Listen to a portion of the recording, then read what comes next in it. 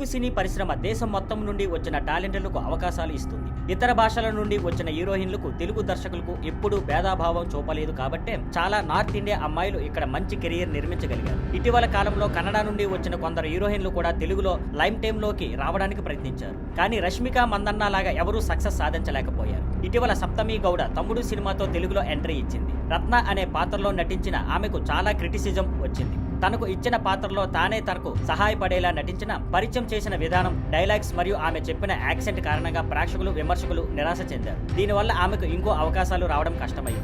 Kantara cinema ద్వారా సప్తమి గౌడకు గుర్తింపు వచ్చింది. అందువల్ల తమ్ముడు సినిమాలో నటించినప్పుడు ఆమె స్టార్ హీరోయిన్ల లీగ్లోకి వస్తుందని అందరూ అనుకున్నారు. కానీ ఫలితం నిరాశ కలిగించింది. అయితే కాంతారా చాప్టర్ 1 ఉండడంతో ఆమె తిరిగి లక్ మార్చుకునే అవకాశాలను గెలుచుకోవచ్చు. ఇంకోవైపు రుక్మిణి వసంత్ అనే టాలెంటెడ్ హీరోయిన్ నిఖిల్ సినిమా ద్వారా తెలుగులో ఎంట్రీ ఇచ్చింది. కానీ ఆమె ఎలాంటి ఇంప్రెషన్ క్రియేట్ చేయలేకపోయింది. ఆ సినిమా ఫెయిల్ అయింది. కానీ ఆమె తన ఆశలను ఎన్టీఆర్ ప్రశాంత్ నీల్ సినిమాపై పెట్టుకుంది. ఆ సినిమా ఆమెకు గేమ్ చేంజర్ అవుతుందనడంలో సందేహం లేదు. శ్రీలీల కూడా కొంత ప్రామిస్ చూపించింది. కానీ ఈ మధ్య తీసుకుంటున్న సినిమాల ఎంపికల వల్ల కష్టాల్లో పడుతుంది.